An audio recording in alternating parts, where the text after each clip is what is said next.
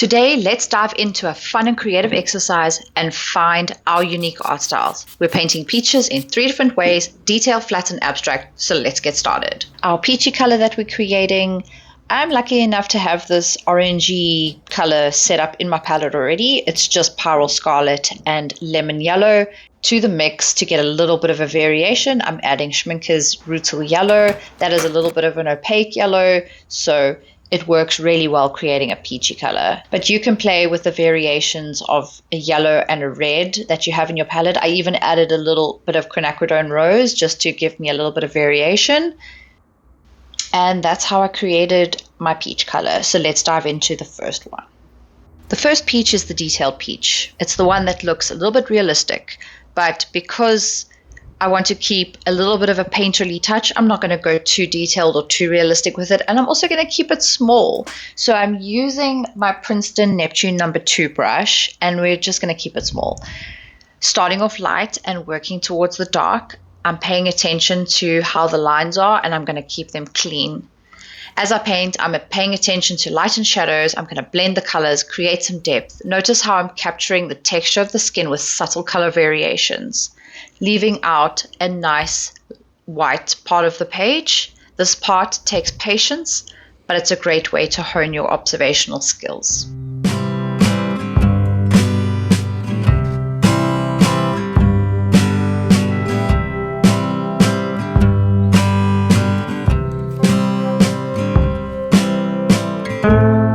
The leaves I'm also just keeping really simple here, and I'm just going to straight line up and do the press, drag, and lift style.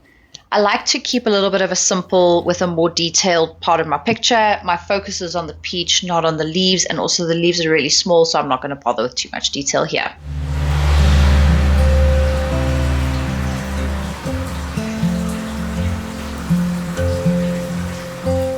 And there we go. That is the first peach. On to the next one.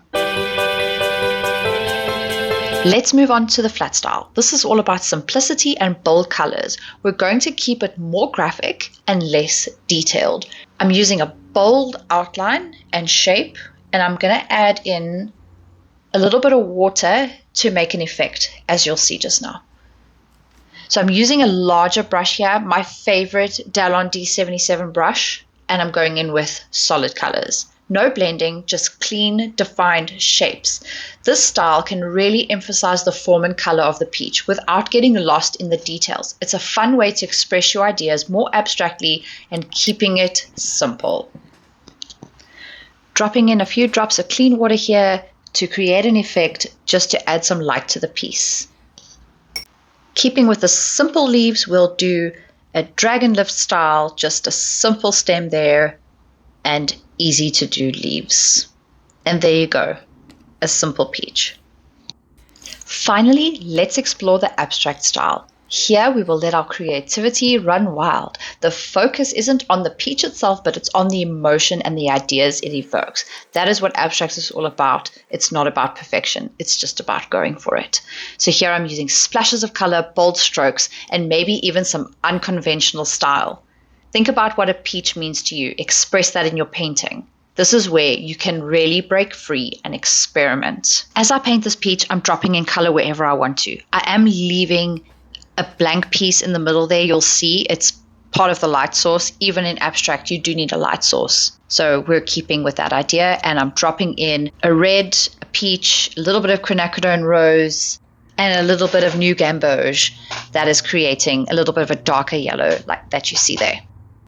This is where it gets fun. I'm taking some clean water, wetting my brush first, of course, taking some clean water, and I'm just dragging out the edges. This is where my abstract is. This is where it's fun. It's just blending outwards and adding in a little bit of quinacridone rose, just spraying it out. Just have some fun with it. Let it go where it wants to go. It's all about the fun.